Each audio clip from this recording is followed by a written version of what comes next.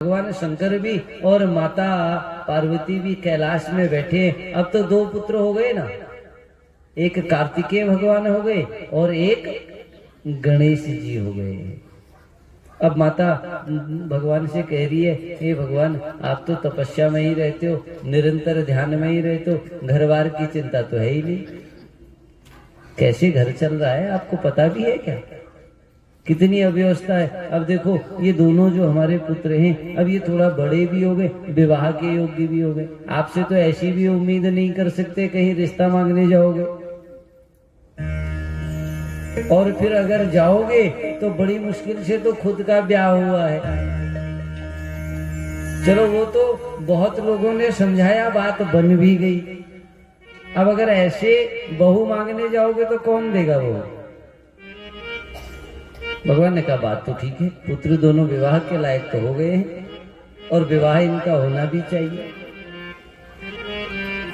और महाराज सबसे बड़ी बात तो ये है कि अपने माता पिता की इच्छा जानकर दोनों भगवान कार्तिकेय भी गणेश जी भी खूब प्रसन्न हो रहे हैं और आपस में युद्ध कर रहे हैं, पहले विवाह हम करेंगे, पहले विवाह हम करेंगे। पहले से जब गांव में किसी का विवाह होता था तो बेचारा शर्मा के अंदर चला जाता था, छुप जाता था, होता था ना ऐसा।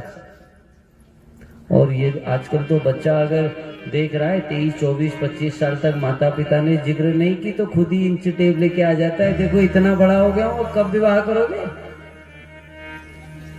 ऐसे ही वहां भी हो रहा है, ये दोनों आपस में चर्चा कर रहे हैं, हम विवाह करेंगे, हम विवाह करेंगे। माता पिता ने सोचा ऐसे तो हम अगर किसी एक का पक्ष ले तो स्वार्थ हो जाएगा, और माता पिता किसी के प्रति स्वार्थ करेंगे, सही बात नहीं। माता पिता का स्नेह तो सबके प्रति बराबर होना चाहिए ना, और होता है क्या? होना तो चाहिए, पर होता है क्या? कभी कभी किसी एक पर ज्यादा हो जाता है ना स्नेह। यहाँ शर्त रख दी शंकर भगवान ने, कहा देखो एक बात और है, अब कौन विवाह पहले करेगा? हम अगर इसका फैसला करेंगे तो स्वार्थ हो जाएगा, इसलिए जो पहले पृथ्वी का चक्कर लगाएगा, 7 परिक्रमा इस पृथ्वी के जो कर लेगा पर्वत और सागर सहित, उसका विवाह पहले करेंगे। गणेश जी ने कहा हमारा विवाह तो होने से रहा महाराज, हमारा तो चुहा है सवारी। कार्तिकेय भगवान मोर में बैठे, ये जब तक हमारा चुहा जाने की योजना बनाता है तब तक घूम कर आ जाएंगे। कार्तिकेय भगवान ने तो सोचा, न देर करी न कुछ करा, उसी समय मयूर में बैठे, मयूर में बैठकर सीधे उड़ गए। गणेश जी सोचते रह गए जाऊं कि न जाऊं। सोचा अगर पृथ्वी के चक्कर में पड़ा रहा तो कम से कम मैं तो नहीं जीतने वाला, विवाह तो होने से रहा, कुछ न कुछ बुद्धि तो लगानी पड़ेगी ना। माता पिता के पास गए, उन दोनों से कहा देखो एक बात है, हम प्रार्थना कर रहे हैं, चुपचाप दोनों आसन में बैठ जाओ। माता पिता को आसन में बिठा दिया है। माता पिता को आसन में बिठाकर सुंदर थाली में पुष्प इत्यादि लाकर उनका पूजन कर रहे हैं, तिलक कर रहे हैं, तिलक लगाया, चरणों में चढ़ाया, 1 चक्कर 2 चक्कर 7 चक्कर लगाए। गणेश जी नाचने लगे, हम तो जीत गए, हम तो जीत गए। शंकर भगवान कहने लगे अरे महाराज वो कार्तिकेय जी यात्रा पूरी करके आने वाले होंगे, अभी भी चले जाओ, हमारी सेवा में रहोगे तो हार जाओगे।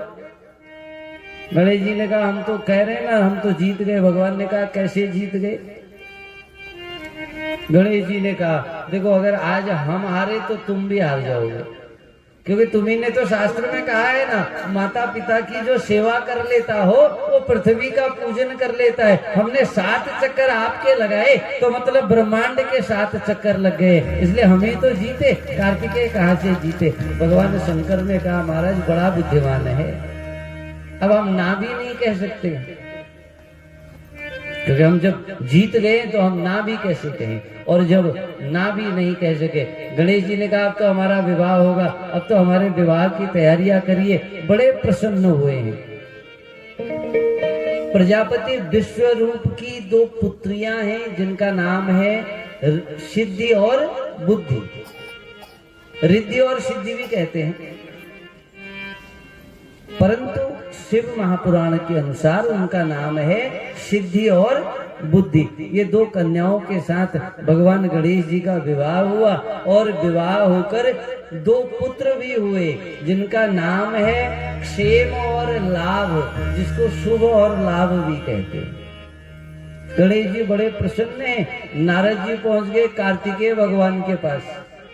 कार्तिकेय भगवान चक्कर लगा के आ ही रहे थे। गणेश जी ने कहा, अब क्षमा करें, नारद जी ने कहा जिसके माँ बाप ने ही उसके साथ धोखा कर दिया हो, अब उसका दुनिया क्या भला करेगी। कार्तिकेय जी सोचने लगे, नारद जी आज बड़ी उलझी उलझी बातें कर रहे हैं, इनकी बात का क्या अर्थ है। गणेश जी भड़काने लगे, कह रहे हैं पितृभ्याम तो कृतम यच्च शिवाया संकरेण ते। कह रहे हैं अब कार्तिकेय भगवान, अब आपको क्या बताएं, जैसा काम आपके माता पिता ने किया दुनिया में कोई नहीं कर सकता। कह रहे हैं आपको तो, आप नियम के अनुसार बड़े हो। कार्तिकेय भगवान से कह रहे हैं आप बड़े हो, आपको पता भी है, आप अभी यात्रा करके पहुंचे भी नहीं, गणेश जी के बच्चे भी हो गए हैं, उनका विवाह भी कर दिया। आपको तो भगाना था माता पिता ने, इसलिए यात्रा पर भेज दिया। अब तो कार्तिकेय महाराज ने कुछ भी नहीं सोचा और गणेश जी कहने लगे, अब जब माता ही विष दे दे, पिता ही बेच दे, तो फिर अब उसके लिए और कौन क्या कर सकता है। तुम्हारे तो माता पिता ने तुम्हारे साथ धोखा कर दिया, और जब माता पिता ने तुम्हारे साथ धोखा कर दिया है तो फिर क्या बात कर सकते हैं। इनको बड़ा क्रोध आ गया गणेश जी को, और कार्तिकेय भगवान को क्रोध आया।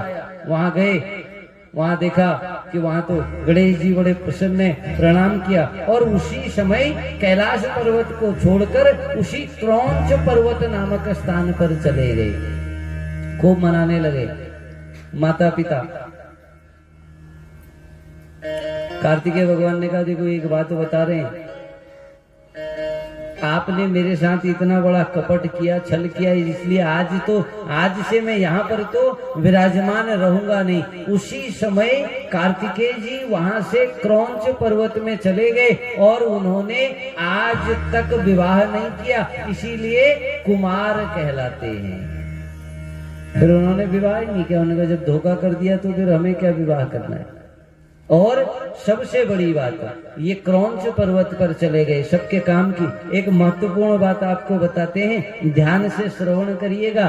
कार्तिक पूर्णिमा के दिन जो भी मनुष्य, कार्तिक पूर्णिमा के दिन जो भी मनुष्य कार्तिकेय भगवान का पूजन करता हो, और उस दिन अगर कृतिका नक्षत्र भी आ जाए तो सर्वोत्तम है।